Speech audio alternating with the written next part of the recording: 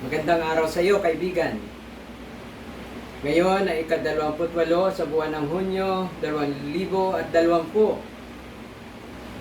Patuloy pa rin na nagmumula ang mensaheng ito sa aking tahanan upang ipadala sa inyong mga tahanan sa dahilang tayo pa rin ay nasa kalagitnaan ng community quarantine at iniiwasan natin ang pagtitipon sa ating mga simbahan. Pagpalain nawa kayo ng Diyos, kapag kanyang pag-iingat kalakasan ay sumainyo habang kayo makikinig ng mga salita ng Panginoon. Ang paksa natin sa umagang ito ay pamamagatan nating ang henerasyon ng puno ng igos. Ulitin ko po, ang pamagat ay ang henerasyon sa puno ng igos.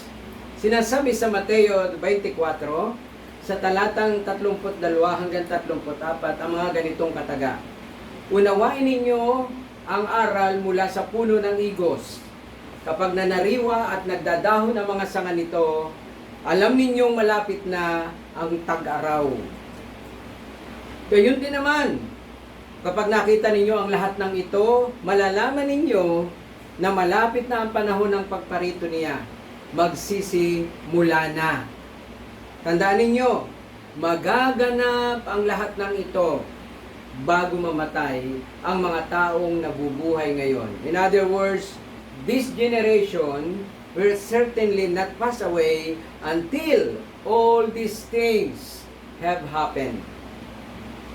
Mga kapatid, hinalaw natin ang talata sa Mateo 24, talatang 22 hanggang 34, na kung saan ay pinag-uusapan dito ang puno ng igos na nainihahalin tulad at nagiging simbolo sa bansang Israel at sa nalalapit niyang pagbabalik. Alam natin na ang mundo ay napakagulo sa panahon ngayon. Nagkaroon ng isang matinding riot sa streets o sa mga lansangan ng Amerika nang mamatay o pinatay si Floyd George, isa hong itim na Amerikano. Lumalaganap sa bawat sulok ng daigdig ang kadiliman o lawlessness. Tayo po sa ngayon ay nagkakaroon ng alalahanin na dulot ng pandemic na ito, nagawa ng viral infection ng COVID-19, ay pwedeng magkaroon ng Great Depression due to various virus risk na kung saan ang kagutuman, ang tagtuyot ay pwedeng magdulot ng malaking krimen sa ating lipunan. Napakaraming nag-aaway. Parang ang mga tao ay punong-puno ng galit. Parang puno-puno sila ng stress at tension. Kahit sa ang dako ay may rebellion sa mga gobyerno, rebellion sa isang institusyon, sa school, sa pamahalaan, o sa isang kumpanya, rebellion sa loob ng tahanan, sa simbahan. Naganap po ang rebellion. At nasasabayan pa ng mga natural na kalamidad ng hurricanes, typhoons, cyclones, wildfire, earthquakes, kahit po saan. Na minsan pa ay dinadalaw tayo ng mga grasshoppers or balang na sumisira sa ating mga pananim at iba't ibang uri ng insekto. Ang balita ng digmaan ay laganap. Merong alingaw-ngaw or balita lang, meron namang totoo. Katulad ng civil wars na nagaganap sa Libya, civil wars na nagaganap sa Syria. Meron nagkakaroon po ng mainit na girian ang Taiwan versus China, ang North Korea versus South Korea, ang China versus South Asian countries, kasama na ho ang Pilipinas, ang India versus China, dispute po nila ito sa kanilang borders, ang India versus Pakistan, at makikita ho natin dito ang Alliance of Nations, sinusuportahan ho ng China ang Pakistan, at dahil po dito ay kung matuloy ang gera ay magkakaroon po ng tinatawag na kampihan. Nabanggit ko na rin po ang Syrian Civil Wars na kung saan nakisali ang ISIS, nakisali ang Hezbollah, nakisali ang Turkey, at Ganon din ang tribong Kurdistan, at ganon din ang Russia at ang United States at ang iba't iba pong bansa. Nagkaroon na po ng labo-labo. Ang Iraq ay meron ding sariling civil war. Ang Iran ay may sarili ding civil war. Ang lahat po ito ay nangyayari. Ang katotohanan po, mayroong makapal na lambong ng kadiliman na nakapalibot sa buong mundo. At ito po ay damang-dama natin. Ito po ay mga propesiya na binabanggit sa Biblia na nagdudulot sa atin ng pagtingin habang tayo ay nakatago sa ating mga tahanan gawa ng takot na maahawa tayo ng COVID-19. Nakikita natin ito yung totoong nangyayari at nagaganap sa iba't ibang panig ng mundo. At nakapropesiya po ang sabi ng Biblia sa Isaiah chapter 17 verse 1 na magkakaroon po ng destruction ng Damascus. At nangyayari na po ngayon. Na halos po ang Damascus ay nawawala na bilang isang lungsod. Siya ay nagiging bunto na lang ng gusaling gumuho na nakapropesiya doon po sa Isaiah chapter 17 verse 1. Binanggit din siya sa Jeremiah chapter 49 verse 23 to 27 at sa kay Propeta Amos sa kabanatang 1 talatang 3 hanggang 5. Tunay nga po ito'y nagaganap at nangyayari. At anong resulta nito? Pagbibintangan na naman ang Israel sapagkat ang Israel ay lagi hong binobomba ang mga Iranians na nagtatago o nagkakanlong doon po sa border nila sa may malapit sa Golan Heights sa northern boundary ng Israel at ng Damascus, Syria. Dahil dito, ang masama, ang pangit, ay wala pong iba kundi ang Israel. Dahil dito, walang dahilan. Bakit hindi natin salakayin ang Israel? The potential invasion of Israel, and as prophesied by prophet Ezekiel, in Ezekiel 38, verse 1 to 6, ay tunay na magaganap. Yun po ang resulta. At ano to, ang tinatawag po ito na the Gog and Magog War. Ito po ay pangungunahan ng Russia at ang kanyang coalition of other countries na kasama ng Russia, ang ibang Arab nations. Anong mga nation ito? Ang Turkey, ang Iran, ang Sudan, at ang Libya. At ito po ay nagaganap ngayon. Everything are aligned. Sila po ay nagiging best friend. Nagbibiso-beso na ho sila ngayon. At katulad nga ho ng nangyayari po dito po sa Syria, sila po ay tumutulong ang Russia sa Syria. At makikita natin na ito pong mga ito ay magkakaibigan. Ang Gog ay isa hong person, ang Magog po ay former USSR, ang Rosh ay ang Russia, ang Meshech and Tubal ay Turkey, ang Persia ay Iran, lumang pangalan ho ng Iran ay Persia, ang Kos ay Ethiopia and Sudan, ang Put ay Libya, at ang Gomer ay ang Central Turkey. Makikita natin na ito, mga propesiyang ito'y nandyan na. Sisimula na lang. Nakaalay na sila. Lahat sila'y galit sa Israel. Alam natin, ang kaguluhang ito'y bunga ng kasalanan ng tao. Ang labis na kasamaan, ang rebellion, ang panlalamig na simbahan, at ng mga membro nito. Ang ibig sabihin, ang mga membro ay pinahalagahan pa ang ibang bagay kaysa sa ang magpuri sa Diyos, ang manalangin, ang mag-ayuno, ang mangaral, ang magbahagi ng salita ng Panginoon, ang magpuri sa Diyos, secondary na lang yan. Kung may panahon lang at kung type ko lang, kung gusto lang. Yun po ang problema ng simbahang nanlalamig. Minsan ho, compromiser tayo. We compromise our Christian belief, our standard, dahil gusto natin tayo ay acceptable. Gusto natin na tayo ay hindi nakaka-offend. Tama naman, pero kung nakasalalay ay ang katotohanan at ang salita ng Diyos, hindi ho natin maiwasan na hindi ho maka-offend ng damdamin sapagkat iba ho ang absolute truth at ang yung pong eternal truth at ito po ay dapat nating ipahayag. Ang tao ay punong-puno ng kasakiman or greediness na kung saan nakatingin siya, kung saan siya makaka-gain makakakuha ng advantage. Nakatingin siya paano mag-accumulate ng wealth and money, kayamanan. Lahat mo doon nakatingin. Bawat eleksyon, makikita mo po ang pagnanasang makahawak sa kapangyarihan. Sukdulang na pumatay, sukdulang gumawa ng pandaraya. Ang kasal po ay hindi na pinapahalagahan. Isa na lang itong pirasong papel, ang marriage covenant, marriage contract. Ang sexualidad ay nakakagulo ng isip. Napakarami na hong uri ng sexualidad. Bagamat ang sinabi ng Diyos, dalawa lang ang uri ng sexualidad, lalaki, babae. Ngunit ngayon po hindi ko na ho mabilang. At iba't iba na ho ang katawagan. Maliwanag ang nangyayaring ito ay dulot ng tinatawag na the human degradation of character.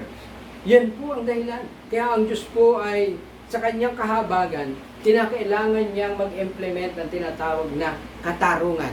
Balancing act po ang Diyos. Dahil po ang Diyos ay maraming mukha. At ang dalawang mukha niya hong napakagandang tingnan natin ay ang mukha ng pagiging mabait, mapagmahal, mapagkandili. Ngunit mayroon pa rin hong mukha ang Diyos. Siya po ay makatarungan. Dahil po dito hindi po pwedeng hindi tumbasan ng kaparusahan ang anumang paglabag sa kanyang mga batas at kagustuhan. Ngayon mga kapatid, ay dinidiscuss natin ang bagay na ito sapagkat may makapal na lambong ng kadilimang nakabubabaw sa daigdig.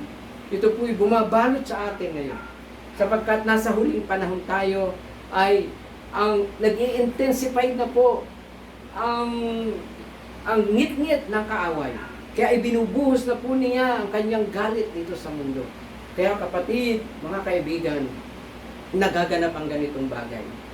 Nagaganap ang ganitong kalagayan sa atin. First time, naranasan natin na globally, tumigil po ang pagkilos ng daigdig. At tayo pong lahat ay talaga pong hindi na first time nating naranasan ang tayo manatili sa ating mga tahanan.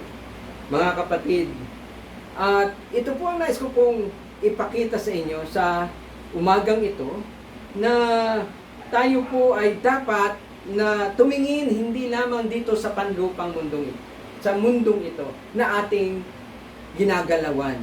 Na tayo po ang Diyos ay may magandang layuning inihanda niya para sa atin. Ano ba ang inihanda niya para sa atin? Ito po ay, tayo po ay kinakailangan niyang ilikas. Ulitin ko po, kinakailangan niyang ilikas. In English, evacuate. Kinakailangan ho tayong mag-move out.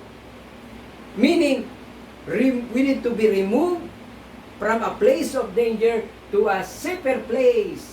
From this risky place to this safety place of comfort. Kailangan nating dalhin tayo ng Diyos doon. Dadalhin tayo doon. Dahil mahal niya tayo. Lilikas po tayo sa mundong ito. At babalikan po natin yun yung ating paksa kanina. Yun yung sa Matthew 24:32 na nabanggit ng Panginoon. Ang sabi niya na ang puno daw po ng igos ay nagdadahon at nagkakaroon na ng sanga, namumukadkad na. At sabi ho doon, magaganap ang lahat ng ito. Ano po ang lahat ng ito? Ang lahat ng ito na sinasabi niya, isa-isahin po natin ang lahat ng ito mamaya, bago mamatay ang mga taong nabubuhay ngayon. Ang ibig sabihin ay, in English translation ng Matthew 24:32-34 ay, this generation will certainly not pass away until all these things have happened. Magaganap ang lahat ng ito. Ano ba ito? Tingnan ho natin ang mga biblical study na makikita ho natin sa mga bagay na ito. Una po ay ang pagdagit o tinatawag na rapture. Makikita rin ho natin ang mga biblical sequence of events. Yan po ay ang rebuilding of Jerusalem Temple. Ang templo po ngayon ay yung pangatlong templo ay pinaplano na po nilang muli pong itayo. Ang pangatlo po ay ang Gog-Magog War na binanggit ko no kanina. ang 7 final years of global judgment. Ito po kilala sa tawag na the Great Tribulation at the Wrath of God. Ito po ay 7 years na kung saan po'y maghahari ang bulaang propeta, si Antikristo, at kanya pong tatatakan ang mga tao ng kanyang nabanggit ho sa Revelation 13 ang number na 666. Mga kapatid, magaganap pong lahat ito. Sinabi rin ang tinatawag po nating Armageddon at ang second coming of Christ or the return of Christ in earth. Siya po'y kasama ang mga anghel at ang mga mananampalatayang na rapture at siya po'y nakasakay sa kabayong puti. Yan pong lahat ng yan ay suportado ho ng Biblia. Nakasulat lahat sa Biblia. At napaka-ganda po na naunawaan natin ngayon. Binigyan nyo ng panahon. Lagi ko po itong napapaksa sa inyo at patuloy kong inuulit-ulit na paksain. Alam niyo kung bakit ko pinapaksa, kapatid? Sapagkat nais ko kayong bigyan ng kaaliwan. Hindi ng takot, kundi ng kaaliwan. Sapagkat kapag kayo'y nakatamo ng pagkaunawa sa salita ng Diyos, naintindihan natin ang magandang plano ng Panginoon sa ating buhay. Sa halip na takot, ang malalagay sa ating puso ay pananabik, pag-asa, excitement, at encouragement na tayo po ay magpatuloy at magpasalamat sa Diyos sapagkat hinayaan niya, sa biyaya niya, na makakilala tayo sa Kanya. Hallelujah! Praise be to the living God. Kaya kapatid, sa oras na ito, tayo ngayon ay nakumpine sa ating mga tahanan. Marahil inais ng Diyos ngayon, sa iyo kapatid, sa akin, na lalo natin siyang kilalanin at saliksikin. Ngayon, balikan natin yung ating binasang talata. Sino ba ang puno ng igos? Ang bansang Israel ang nakikita nating binabanggit na puno ng igos. Maaring walang maraming scriptural evidences na nagtuturo na ang itinuturing na puno ng igos ay ang bansang Israel. Pero may binanggit po sa Hosea, sa aklat ni Hosea, chapter 9, verse 10. Hosea, chapter 9, verse 10. Ang sabi po, ang Israel ay tulad ng mga ubas sa ilang. Gayon, sila ang una kong masumpungan, parang unang bunga ng puno ng igos. Nang makita ko ang iyong mga magulang. Unang bunga ng puno ng igos nang makita ko ang iyong mga magulang. Sino po ba ang mga magulang ng Israel? Si Abraham, si Isaac, si Jacob. Yan po ang mga patriarchs ng bansang Israel. Ngayon mga kapatid ay alam natin noong pong 70 AD, 70 taon pagkatapos na isilang si Kristo, ay nawasak ang Israel nang ito ay kubkubin o salakayin ng Rome. Winasak po nila ang bansang Israel, ang kanya pong pader, ang kanya pong templo, at tunay nga po na grabe po ang pinatay ng mga tao. Ayon sa history ay almost 1.1 million na mga Hudyo, kasama na ho yung mga bisitang nandoon, at sila po'y pinatay. At nawala po, nabunot po ang puno ng igos. Nawala po sila sa lupa. Na-phase out po ang Israel. Ngunit, noong pong May 14, 1948, ay alam natin, muling naging isang bansang Israel, tumubo muli ang puno ng igos. Ito po'y nakabase sa Balfour Declaration ng 1917, kung saan po ang mayroon pong mandate o nagmamanage ng Middle East ay ang Great Britain, nang kanila hong matalo ang Ottoman Empire na kumukontrol, isa hong kinukontrol niya ay ang Palestine or ang bansang Israel o ang lupang na ng mga Israelita. At noong pong May 14, 1948, ang United Nations ay nagdesisyon at nirecognize na officially na ang bansang Israel ay isa ng nagsasariling bansa, isang sovereign country. Praise be to God. Hallelujah! Muling natanim ang puno ng igos sa lupa. At mula po noong 1948, siya po'y tumubo, yumabong, nagkadahon at naging matatag na puno at namunga. Alam niyo po ba, ang bansang Israel ay isang makapangyarihan at maunlad na bansa sa ngayon. Siya ay laging laman ng mga balita sa buong mundo. Siya po ay very high developed country. It ranks 17 in gross domestic products. High income country by the World Bank ranking. Kilala po siya exporter ng sa area ng pharmaceutical, sa area po ng agricultural technology, ng computer equipments, at ng mga armas, at ng mga agricultural products, mga halaman, mga citrus. Kilala po ang bansang Israel at iba't iba pa pong bagay. Ang Israel po ay lumawak, nagkaroon siya ng territorial expansion as a result of almost 5 wars, 1948, 1956, 1967, 1973, and 1982. Alam niyo ba, if sama natin sa panalangin, this coming first week of July 2020, ay gagawin po ng bansang Israel ang annexation ng isahong bahagi ng West Bank. Ito po ay ang pagitan ng Jordan at ng Israel. Annex, ibig sabihin, ituturing na hong bahagi ng kanilang territory na na-conquered po nila noong 1967, 6 Days War. Ngayon po, ay tingnan po natin sapagkat hindi po sumasang-ayon ang maraming Arab countries at maaari po itong magdulot na naman ng isang malaking kaguluhan at pwede pong magdulot ng giyera.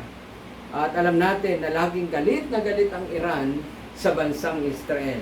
At ang Russia ay nakatingin lang sapagkat ayon sa Ezekiel 38, sila po ay may pagnanasa sa Israel na salakayin sa dahilang napakayaman na bansang ito. After po sila sa looting o sa kanilang makwakamkam sa bansang Israel. Ang mga Arabs naman ay ayaw nilang makita na mayroong isang Judaism country, isang religiong hindi po Islam na nandun po sa kalagitnaan ng kanilang lugar, doon po sa kontinente, doon po sa Middle East. At ayaw po nila makita na mga Palestinian na tinuturing niyang brothers ay napapaalis sa kanilang tahanan o sa kanilang lupa. Yung po nga, ngayon po ay nandun po sa Gaza at nandun po sa West Bank na administratively ay pinagmamahalaan ng bansang Israel. So mga kapatid, yan po ang tunay na kalagayan ngayon. Ano ba naman ang henerasyon ng puno ng igos? Pakatandaan po natin ito. Tingnan natin kung itinuring ang bansang Israel na puno ng igos, siya'y natanim muli upang mamunga, upang lumaki, tumubo noong pong 1948. At maliwanag na hanggang hindi nagaganap ang mga inihula, ay ang sabi din ng salita ng Diyos, ang mga isinilang noong 1948 ay hindi mamamatay hanggat hindi nagaganap ang mga inihula. Kasi yun po ang naging basihan ng salita ng Diyos sa Mateo 24, talatang 32. Ngayon po, gaano katagal ang isang henerasyon? Alam natin ang Salmo 9, chapter 90, verse 10, ay nagbanggit na ng edad ng tao. Nung po mahaba ang buhay ng tao, sinamito sila, si Abraham, si Isaac, si Jacob, ang haba po ng buhay ng tao, si Noah. Talaga pong daang taon. Pero ngayon po, umikli na po ang buhay ng tao.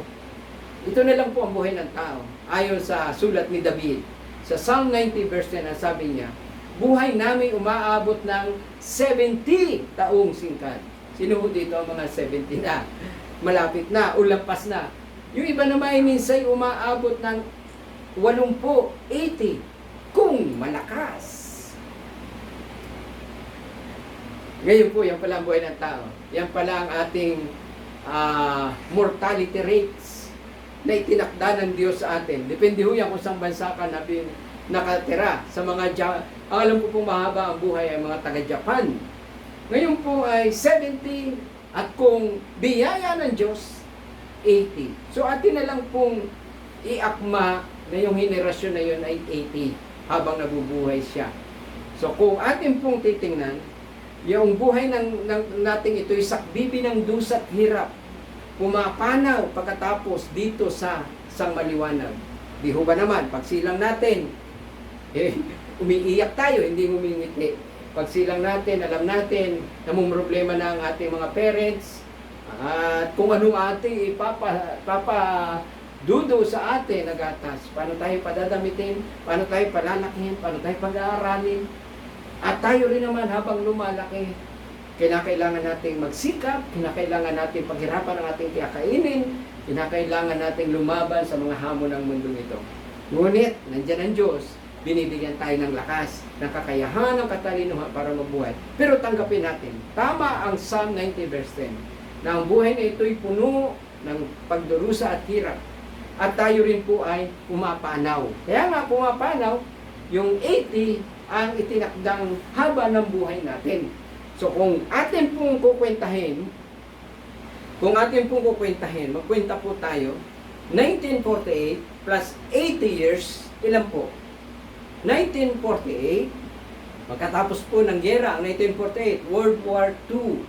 1945, nagtapos po ang gera dito sa Asia at natalo po ang Hapon nung bagsakan ng bomba ng Amerika, ang Hiroshima at Nagasaki. At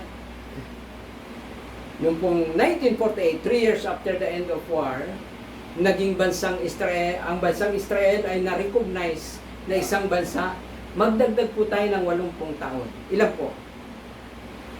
2028. Makikita natin kung ito ang katapusan ng henerasyon na potential lang po, estimate, di po ito declare. Pero lahat po ay ating pinag-aaralan ayon sa Biblia. Maliwanag na si Jesus ay babalik sa lupa sa 2028. Magkaroon ng tinatawag na pagdagit. Yung pong paglikas natin sa mundong ito. Iles pa ho natin ang 7 years. Ang 7 years na tinatawag po natin the tribulation, the great tribulation. So maliwanag po, babagsak po, o makakakuha tayo ng sagot na 2021. Ano na pong taon ngayon? Ngayon po ay June 2020. Maliwanag po na at the end of the year, by December, napakalapit na po ay 2021 na. Mga kapatid, hindi ho tayo nagseset ng isang specific date, ngunit ng oras for the return of Jesus Christ. But we are just discussing the most possible reason for His return in all prophecies will be fulfilled. Ulitin ko po, hindi ho tayo nagtatakda ng isang particular na araw o oras na babalik ang Diyos, sapagkat pag hindi ho yun naganap, ang nagsasabi po nito ay pwede pong bansagan na bula ang propeta. Hindi ho tayo nagpa-prophesy. Tinitingnan lang po natin kung anong nasusulat sa Biblia. Sa isang banda, tayo po ay nag-aaral. Inuunawa lang natin ano po yung posibleng dahilan o na panahon, posibleng panahon ng kanyang pagbalik upang matupad ang lahat ng hula na binanggit sa kanyang salita. Sabi ho ng Mateo 24:36, ang sabi niya, ay hindi niya alam ang araw at ang oras. Pero, ito ho, pwede nating pag-aralan ang panahon, ang mga bagay, at ang mga simbolo ng mga panahon na mangyayari bago ang kanyang muling pagdating. Sinabi ho ng unang Tesalonica 5:1-11 na wala nga nakakaalam. Ang sabi nga ng Matthew 24:36 ay ganito, ngunit walang nakakaalam ng araw at oras ng pagsapit niyon, kahit ang mga anghel sa langit o ang anak man, si Jesus na ating Panginoon. Ang Ama lamang ang nakakaalam. Ama meaning si Yahweh, God the Father. Kailan ito mangyayari? Ang Biblia ho'y nagpasabi sa atin. Sabi ng 1 Thessalonians chapter 5, 1-3, mangyayari ito katulad ng magnanakaw at mga panganganak ng isang babae. Kaya ang dapat daw dito ay maging handa tayo sa pagdating ng Panginoon. Sa unang Tesalonica 5, 1 hanggang 5 talata, ang sinasabi, kung alam mo lang na siya'y darating na tulad ng isang magnanakaw. Ang magnanakaw ho ba nagpapaalam na, magnanakaw ako sa bahay niyo mamayang gabi. Tiyak hindi niya sasabihin. Bigla na lang po siyang nangangalampag diyan sa sulok at kumakahol ang ating aso. Ang manganganak po ba ay magsasabing, sa linggo manganganak na ako. Hindi po. Alam natin, ngunit ito po ang katotohanan. Alam natin siya'y manganganak. Dahil buntis. Alam nga namang nakita mo, sexy-sexy, tapos kinabukasan may baby na siya. Nanganak na pala. Hindi. Alam natin, ang babae kapag manganganak ay talaga naman po ang laki-laki na ng tiyan, at alam natin, ilang panahon na lang, ilang araw na lang, manganganak na siya. Pero hindi natin ma-eksakto yung oras at araw, maliban na lamang kung may mga senyales ng birth pains. At sinabi ng Biblia sa 1 Thessalonians chapter 5, na tayo nga sa liwanag at wala sa kadiliman, kaya hindi tayo dapat mabigla kung dumating ang mga pangyayaring ito na sinasabi ng Biblia. Kaya dapat tayo nag-aaral. Kaya ang lingkod ng Diyos sa inyong simbahan ay nagtuturo sa atin na dapat lagi tayong handa. At ang pagtuturong ito, ang layunin niya, ay hindi para tayo takutin, manapa ay para tayo ay bigyan ng kaaliwan, ng kalakasan, na matatapos ang mga bagay na ito, sa likod ng larawang ito, ay may planong maganda ang Diyos. Napakaganda ng plano niya. Kahit mayroon pang mga paghihirap, mayroon pong bagay nito na minsan ngayon lang natin naranasan, sa likod nito ay may napakagandang layunin ang Panginoon. Tayo po'y nasa liwanag, kaya hindi tayo dapat mabigla. Yan ang sabi ni Apostol Pablo sa unang Tesalonica 5. Kaya dapat maintindihan natin ang pagdating ng Panginoon. Dapat tayo naghahanda, sapagkat kung tayo naghahanda, ibig sabihin, tayo nananampalataya na tayo ay makakasama niya sa kalangitan. Kung hindi ka naghahanda, wala kang pakialam sa nangyayari sa paligid, hindi ka kasama. Halimbawa nga po ay nagsabi, ang inyong pangulo, ang inyong pastor, ang sabi po ay, sige tayo sa isang linggo ay pupunta sa isang resort na maganda, mag-outing tayo. Sino mga sasama? Siyempre magpapalista ang mga sasama. Ngunit kung ikaw ay hindi nagpalista at hindi ka naghanda, nagayak, tapos sa kaarawan ng pag-alis, ay nakisiksik ka na lang sa bus. Ang sabi ho noong organizer, tika, wala ka sa listahan, wala kang upuan, hindi ka kasali. Kaya kinakailangan po ang paghahanda. Ayon sa unang Tesalonica 5, 1 hanggang 4, basahin po natin. Alam na ninyo ang pagdating ng araw ng Panginoon ay tulad ng pagdating ng magnanakaw. Kapag sinasabi ng mga tao, tiwasay at panatag ang lahat, biglang darating ang kapahamakan. Hindi sila makaiiwas, sapagkat ang pagdating nito, pagdating ni Kristo, ay tulad ng pagsumpong ng pagdaramdam ng babaeng manganganak, ngunit hindi tayo nabubuhay sa kadiliman. Amen? Mga kapatid, kaya't hindi kayo mabibigla sa araw na yaon na darating na parang magnanakaw. Hindi kayo mabibigla kung bigla na lang tayong mawala sa mundong ito. Kung bigla na lang tayong dagitin ng Diyos, kung bigla na lang tayong mag-evacuate, kung bigla na lang tayong umalis, hindi ka mabibigla dapat. Inaasahan mo na kasi yun. Alam mong nandyan na ang passport mo. Ang passport mo ay ang dugo ni Kristo. Ang passport mo ay ang tatak ng banal na Espiritu sa Espiritu mo na nagsasabing anak ka ng Diyos. Ang Espiritu mo naman ay sumisigaw, Abba Father, Abba Father. Hallelujah! Praise be to the living God. Maliwanag, we are children of light. You must know the season when Jesus Christ is returning. We are prepared for His coming. The Holy Spirit shows us the things to come by signs. Yung mga ipinakita po niya na mga signs. Kaya nga, mga kapatid, nakita natin, dulot ng COVID-19 pandemic, may nagbabanggit na kinakailangang i-reset ang economy. Mayroon na ho tayong new normal. Nang ibig sabihin nito sa atin ay new world order, new currency, Siyempre, kung may new world order, may new government, pag may new government, new currency, yung pong ating ginagamit na bills at saka mga coins, ating pahong sinasanitize. Ayaw nating basta hawakan sapagkat baka may daladalang virus. May new religion. Ang simbahan po ngayon ay walang pagtitipon. At magkakaroon ng isang bagong religion so that ma-organize po ang isang mundo sa pagsamba sa isang Diyos na gusto nila. At I'm sure ang Diyos na yon ay hindi ang ating Panginoong kinikilala na nasa Biblia. So therefore, new world order, new currency, new religion, nang ibig sabihin ay one world government, one world currency, one world religion, one world church, one world government. Mga kapatid, yan po ang ating dapat maintindihan. Hindi upang manakot, hindi upang tayo'y mapuno ng kaba. Tandaan nyo, alam natin ito, pero kukunin tayo ng Diyos bago maganap ang mga bagay na ito. Amen. Handa ka ba?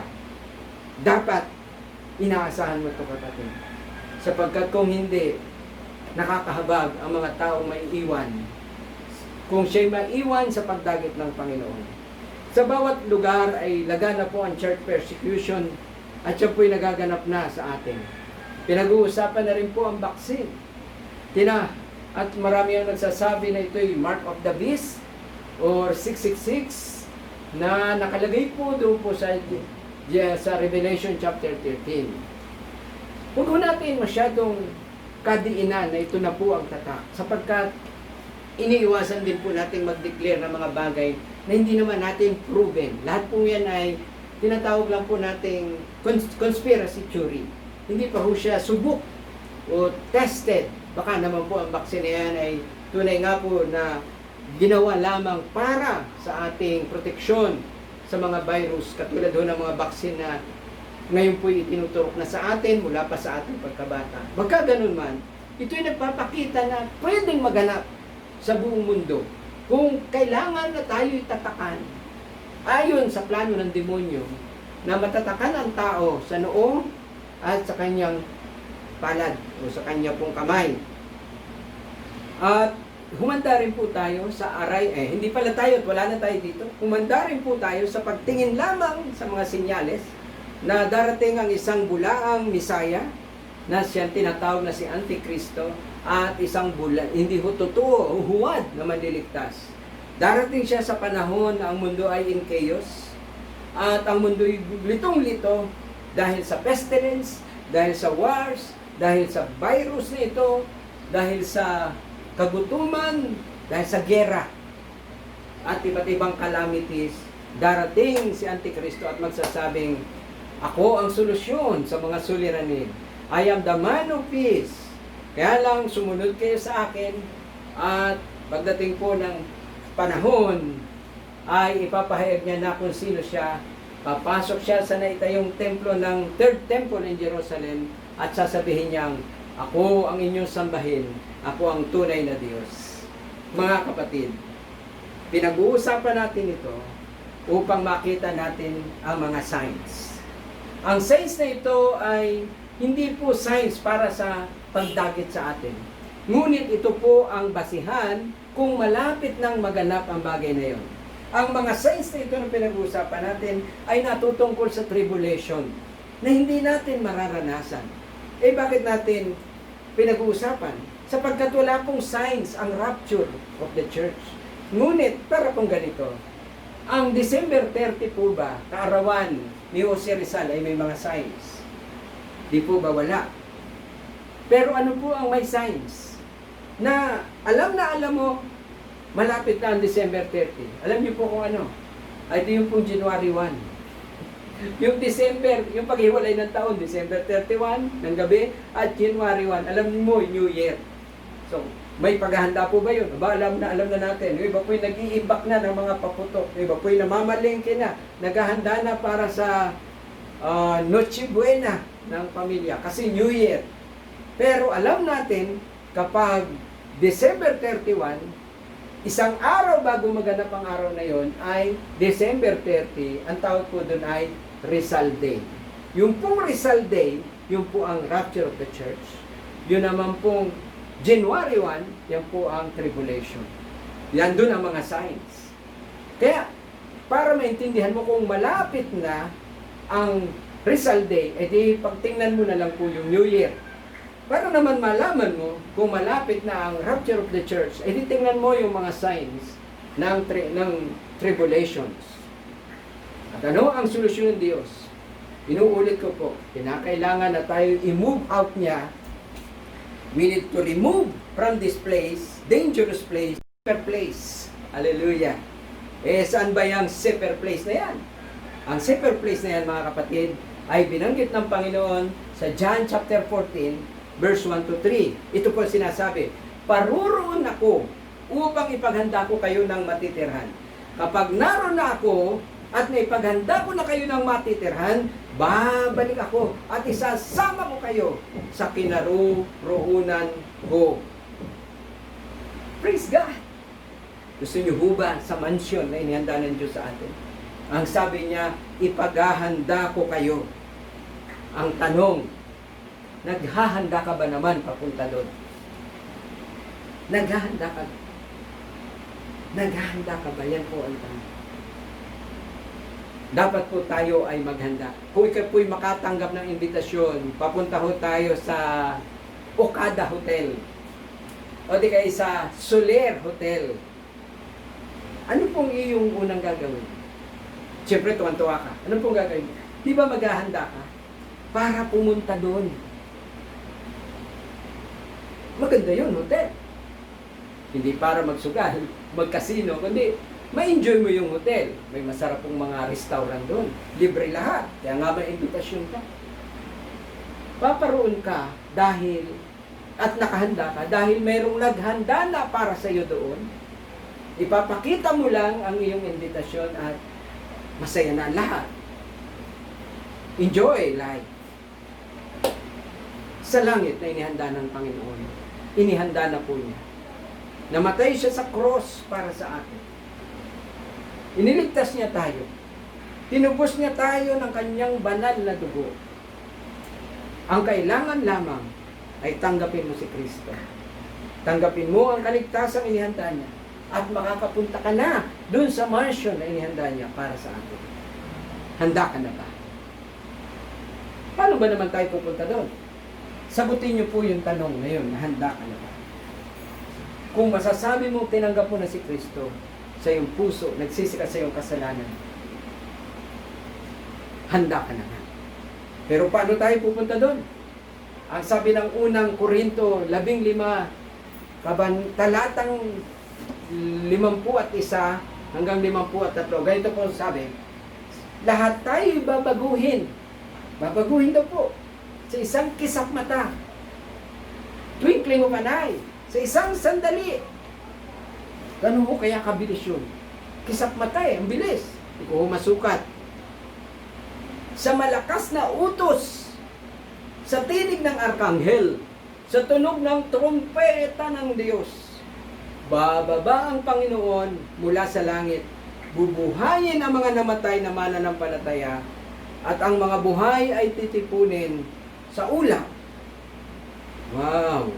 Yan ang tinatawag na rapture of the church. Ang pagdagit. Ang sabi ho sa Latin ay rapturo. Ang sabi ho sa Greek ay harpazo. Wow! Wonderful! Ito po ang atin pong blessed hope. Anong katangian nito? Sabi ko na ho sa inyo kanina, walang signs.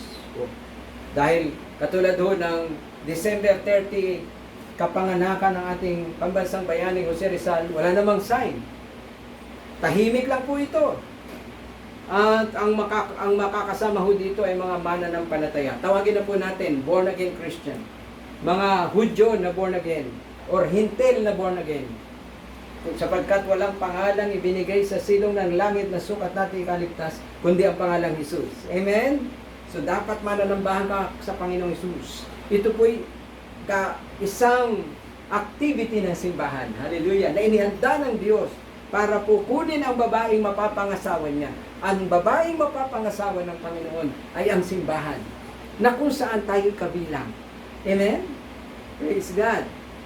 At ito po'y pataas, hindi ho pababa. Pataas kay Hesus Kristo ang ating tuloy. Ito'y mabilis na pangyayari. Bigla ho tayong mawawala sa ating kinalalagyan. Kaya hindi ito pwedeng gayahin ng manggagaya, ng manghuhuwad, mampepeke. Wala pong iba kundi si Satanas, mampepeke po siya eh. Ginagaya ang mga gawa ng Diyos. Pero ito hindi niya kayang gayahin. Sapagkat ang kukunin ng Panginoon sa isang kisap mata, sa isang sandali, ay ang mga anak niya. Anak ka ba ng Diyos? Anak ka ba ni Jesus? Kailangan sagutin mo ang major question na ito, na very important. Kung hindi mo kaya sagutin ang oo, anak ako ng Diyos, pag-isipan mo po, pag-isipan niyo. Kapatid, nakikiusapan ko bago matapos ang pangaral na ito, tanggapin mo ang ating Panginoon. Ulitin ko, isang katangian nito ng rapture of the church ay magaganap bago ang paghihirap o tribulation. Marami pong paksa dyan sa iba't ibang mga ngaral. Ang pre-trib, may paniniwalang pre-trib, mid-trib, post-trib. Ito na lang po, kinakailangan po tayo magturo at ipakita natin sa tao at ating buksan ang kanilang isipan sa katuroang ito. Kinakailangan tayo manindigan kung saan po tayo tumatay. Tayo po'y naniniwala ang Simbahang Amazing Grace Community Church sa katuroang pre-trib or bago mag-tribulation, kukunin ng Diyos ang mga anak niya upang dalhin sa kanyang piling. Bakit kamo? Unang Tesalonica 1:10. Ang sabi ng Diyos, hindi tayo tinawag para parusahan. Ang sabi, at maghintay sa kanyang anak na si Jesus. Siya ang muling binuhay. Magbabalik mula sa langit at magliligtas sa atin sa puot ng Diyos. O ililigtas mo tayo. Babalik mula sa langit. At alam nga naman kung kasama tayo na hinahabol-habol ni Satanas sa tribulation at sa parusa ng Diyos, the wrath of God, madadamay tayo. Aba hindi. Tayo nga ho, ang babaeng ikakasal. Halimbawa po, ikaw ay binata, tapos may ikakasal na magandang dalaga sa iyo. Papayag ka ba na yung magandang dalagang yun ay bugbugin ng mga sanggano? Gahasain, saktan, pahirapan, bago mo kunin at pakasalan? Aba hindi ka papayag. Ang una mong gagawin, talagang over my dead body, sasabihin mo. Iingatan mo ang babaeng pakakasalan mo, mahal na mahal mo siya. Hindi mo siya pwedeng padapuan nilangaw. O proteksyonan mo. Kapatid, ang Panginoon, mahal na mahal tayo. Tayo ang babaeng ikakasal. The church, the redeemed of the Lord. Tayo po yung mga nilinis sa kanyang banal na dugo. We are so precious in His hand.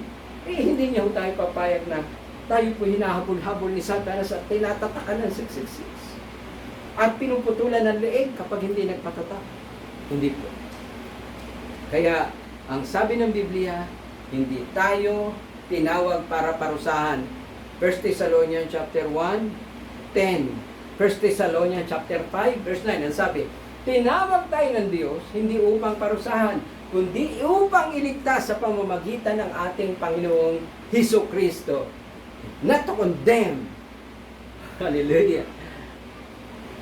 But to be saved by the blood of Jesus. Sabi nga ho ni Titus sa kabanatang 2:13, ganito po sinasabi, samantalang hinihintay natin ang ating inaasahan, ang dakilang araw ng paghahayag sa ating dakilang Diyos at tagapagligtas na si Hesus Kristo sa gitna ng kanyang kaningningan. Dakilang paghahayag, the blessed hope, ang ating dakilang inaasahan, the glorious appearance of Jesus, dakilang pagkapahayagan sa gitna ng kanyang kaningningan. Ano nga po, yung pagbalik niya para po tayo kunin. Sa alapaap ay kakatagpuin natin siya, the blessed hope. Kailan ito mangyayari? Nabanggit ko na rin po kanina. Nobody knows. It's imminent, meaning it will happen. Para kung nagbubuntis na babae, buntis. Imminent. Alam mo, anytime mga anak, lalo na ho kung 9 months na, alam mo, anytime mga anak, ready ka na, nakahanda na ang lahat para tumakbo po sa clinic, sa doktor, sa pediatrician sapagkat nakahanda na para nga po mga anak. We live by faith, not by sight. At hindi naman pwedeng sabihin ng Lord, sa darating na January 1, 2021, darating na ako. Maganda kayo. Wala pong ganon. Hindi po ganon. We are not living anymore by faith kapag po ganon. At lahat ng henerasyon, magmula po kina Apostol Pablo hanggang sa atin ngayon, ay naghanda para sa kanyang muling pagbabalik. Tayo po dapat ay nakahanda rin. At ito na po ang culmination ng kasaysayan ng mundo. At ipakita ko po sa inyo, nagkwenta ho tayo 1948 plus 80 years, 2028, less 7 years, so lumalabas po 2021. Yun lang po ay mga estimate. Yung po ay, sabi ko nga po sa inyo kanina, hindi tayo nagtatakda ng eksaktong araw, eksaktong oras. Atin lang po pinag-aaralan ang time and season. Pinag-aaralan lang po natin ang mga signs. Pero kung hindi po naman maganap, ay di praise be the Lord. Ang mahalaga, handa ka. Anytime. Paano kung maganap? Nakahanda ka ba? Paano kung mamaya na? Ang tanong, naghanda ka ba? Kaya nga po, patuloy kong pinapangaral. Sapagkat ito'y pwedeng mangyari anytime. At ito'y mangyayari, kinakailangan lang may maunang gawin. At ito po ay ang tanggalin ang pumipigil. May pumipigil? Sinong pinipigil? Pinipigil ang pagsulpot ni Antikristo. Kumikilos na po ang anak ng Suwail. Kumikilos na po itong masamang taong ito. Kaya lang hindi ho siya lubusang makapaghayag. Bakit? May pumipigil. 2 Thessalonica, Kabanatang 2:6. Hindi pa nga lang nangyayari ito dahil may pumipigil pa at alam ninyo kung ano iyon. Alam niyo po kung ano iyon? Ito ang sagot. Ito ay ang banal na espiritu na nasa bawat mananampalataya.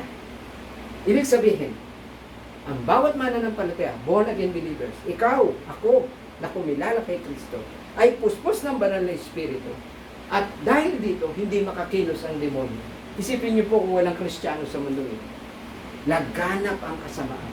Gagawin ng tao lahat ng gusto niya. Yung pong nakita nating riot doon po sa pagpatay kay Floyd George. Nag-riot po ang mga tao. Nagkaroon po sila ng looting. Sinusunog ang mga establishment, ang mga tindahan nila, nakawan. Ang mga bahay, sinasaktan nila kahit sino. Wala nang pulis. Wala nang magawang pulis. Yan po ang kasamaan ng tao. At naganap po ito. Hindi ho sa isang bayan ng Africa, bansang Africa. Hindi ho na magulo, walang kontrol. Hindi po. Alam niyo po kung saan naganap. Sa most advanced, most civilized nation in the world, America. Wow. In front of the most powerful country, leader, president, Donald Trump, naganap po ito. Wow. Yun ang alam nangyari sa atin, doon sa Mindanao. Noong panahon po na maampatuan, ilan po ang kanilang pinatay na higit 6 na pong tao. Grabe po, masakit. Ganun po kasama ang tao.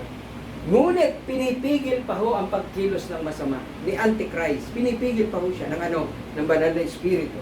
At tayo po yun. Tayo po ang sinasapian ng banal na espiritu. Kaya ho hindi makakilos ang demonyo. Kaya kinakailangan muna tayong i-evacuate, tanggalin, bago magsimula ang gera. Sapagkat sa anumang pong gera, ang unang pinapaalis ay ang mga citizens ng isang bansa. Sapagkat tinatawag na ho sila doon po sa embahada, kinakailangan nilang mag-evacuate bago po i-declare ang gera, magsimula ang gera. Mga kapatid, mag-aliwan tayo. Ang purpose nito ay hindi para tayo takutin, kundi para ihanda. Sa taong handa, ito po isang kaaliwan. Alam ko po na buryong na tayo sa ating mga tahanan. Ilang araw na ho ba tayo nakakulong sa ating bahay? Nagsimula po ito ng March 16, April 16, May 16, June 16, 90 days. Ano na po ngayon? June 28. Almost 100 days na ho tayo na nakakulong sa ating mga tahanan. Makalabas man tayo, ingat tayo, takot na takot tayo. Lagi tayo naka-face mask pag uwi ng bahay. Ligo ka agad, tanggal ng damit. at nililinis natin ang mga gamit natin. Kaya kinakailangan natin mag-aliwan. Marami ho sa ating mga kababayan, wala nang makain, hindi makapaghanap buhay. Nakakaawa po. Kaya kinakailangan mag-aliwan po tayo ng mensaheng ito. Na sa kabila ng mga paghihirap, mayroon pong nakahanda ang Panginoon sa atin na nagtatapat sa Kanya. Unang Tesalonica 4:18. Ano po sinasabi? Ganito po. Kaya nga, mag-aliwan kayo sa pamamagitan ng mga aral na to. Kaya nga po mauuna ang rapture of the church. Kasi kung wala ang rapture of the church, na mauuna at meron pong tribulation, paano po tayo mag-aaliwan? Wala pong palakasan ng loob. Kasi po, ang pinaghahandaan po natin ay ang tribulation o paghihirap. Unang Tesalonica 5:16-18, magalak lagi kayo. Matiyagang manalangin, magpasalamat sa Panginoon Jesucristo. Ang lahat ng nangyayari ipagpasalamat mo. Magalak. Matiyagang manalangin, magpasalamat. Yan daw po ang ating dapat gawin bilang mananampalataya. Mananampalataya ka ng Panginoon Jesus. Member ka ng Amazing Grace Community Church. Kaibigan, kapatid, na nakikinig sa pangaral na ito. Hindi ka man miyembro ng aming simbahan. Meron akong paalala sa iyo. Huwag kang magpapaiwan. Huwag kang papayag na may iwan ka. Do not be left behind. Accept Christ na. Kinakailangan tiyakin mo na si Kristo ay nasa iyong puso upang makasama ka sa pagdagot ng kanyang simbahan. Hindi mo kinakailangan maging membro ng simbahan. Ang kailangan mo lang ay kilalanin mo si Jesucristo. Tanggapin mo siya, pagsisihan mo yung kasalanan. At ang Diyos na ang mag-guide sa iyo para kay lumago sa pananampalataya, para kay naging anak na niya. Dadalhin kanya sa isang simbahan na palalaguin kanya, ikaw ay kanyang ididisipulo at ikay kanyang palalakasin. Pero sa oras na ito ang pinakamahalaga. Si Kristo ay inilagay mo sa iyong puso, manampalataya ka. Kung ikaw ay nagnanasang makasama sa magandang plano ng Diyos sa buhay na ito, sumunod ka sa aking panalangin. Panginoong Hesus, nagsisisi po ako sa aking kasalanan. Naunawaan ko po na ako'y mahal mo at nais mo akong isama sa iyong kaharian. Sa oras na ito, ako'y nagsisisi sa lahat kong kasalanan. Tinatanggap kita bilang aking Diyos at personal na tagapagligtas. Maghari ka po sa aking buhay. Ikaw na po ang aking Panginoon. Ikaw na po ang aking tagapagligtas. Praise be to God. Praise be to God. Hallelujah. Salamat sa iyong pananalangin at pagtanggap kay Kristo. Pagpalain ka nawa ng Diyos. Ikaw nawa ay palaguin niya. Magpahayag nawa ang Diyos sa iyo at lumalim ang pagkakilala mo sa Kanya. Mga kapatiran, mga minamahal, tandaan natin, tayo ay sugo ni Kristo. Sa natutunan natin ngayon, na siya pala may magandang plano sa atin sa kabila ng pandemic na ito, tungkulin nating pagsabihan ng mga tao na makipagkasundo na sila sa Diyos. Lumapit sila kay Kristo. Tanggapin nila si Kristo bilang Diyos at personal na tagapagligtas. Kapatid, kaibigan, kung may suliranin ka ngayon, ilapit mo sa Panginoon. Hayaan mong manalangin ako sa iyo ngayon. Kung ito man ay physical na karamdaman, iyong ipatong yung kamay sa iyong bahagi ng katawan na may sakit, patuloy ko ipapanalangin. O dakilang Diyos, tunawin mo, Panginoon, ang bukol na ito, ang high blood na ito, iayos mo dugo, inuutusan ka namin, ikaw, baga, atay, puso, inuutusan ka namin na kumilos ayon sa iyong tamang pagkilos. Sa pangalan ni Jesus, inuutusan ko na umayos ka at ikaw ay sumunod sa kalusugan ng aking katawan. Salamat po, Ama. O bukol, cancer, inuutusan ko na ikay matunaw sa pangalan ni Kristo Jesus. Anumang uri ng cancer sa iyong lupang katawan, ikaw ay aming inuutosang matunaw. Ikaw ay aming pinapalayas sa pangalan ni Kristo Jesus. Oh, yes, in the name of Jesus. Kapatid, kung ikay may spirit of depression ngayon, kung ikay may spirit ng kabigatan, na ikaw ay na walang kapayapaan, na kung saan ikaw ay walang hindi ka makapagpahinga ng maayos. Inuutusan ko ang espiritu ng kabigatan, lumayo ka, umalis ka sa pangalan ni Kristo Jesus. At hinihiling kong tanggapin mo ang iyong kapayapaan sa oras na ito. Salamat po, Ama. Hallelujah. Hallelujah. Praise be to the living God. Kapatid, minamahal, napakabuti ng Diyos sa atin. Manalig ka lamang sa Kanya. Makakatiyak ka na ikaw ay Kanyang iniingatan, inaaruga, kinakailangan lamang manampalataya ka lagi tuwin sa Kanyang banal na kapangyarihan. Magpasakop ka sa Kanyang kalooban sa buhay. Bago tayo maghiwa-hiwalay sa umagang ito o sa araw na ito, tanggapin mo ang benediksyon ng Diyos na buhay. Tumayo tayong lahat. Ang pagpapala ng Diyos ay sumayo. Ang kamay niya na napakaikli, hindi napakaikli para abutin ka, ay sumaiyo. Ipatong nawa ng Diyos sa iyong noo ang kamay niya at yakapin ka niya ng kanyang mga braso upang maramdaman mo ang init ng kanyang pagmamahal. Ang mata ng Diyos ay ititig sa iyo at ipakita niya ng lubos pagmamahal ang kanyang labis na pagpapahalaga sa iyo. O hingahan ka nawa ng Diyos ng kanyang hininga ng buhay upang maranasan mo ang kalakasan, kalusugan sa iyong buong katawan. O pabantayan ka nawa ng Diyos sa mga anghel upang ikaw ay laging protektado at ligtas sa anumang sandali ng iyong buhay. Sumayo ang pagpapala ng Diyos. Sa pangalan ng Ama, ng Anak at ng Espiritu Santo. Amen. Amen. Amen.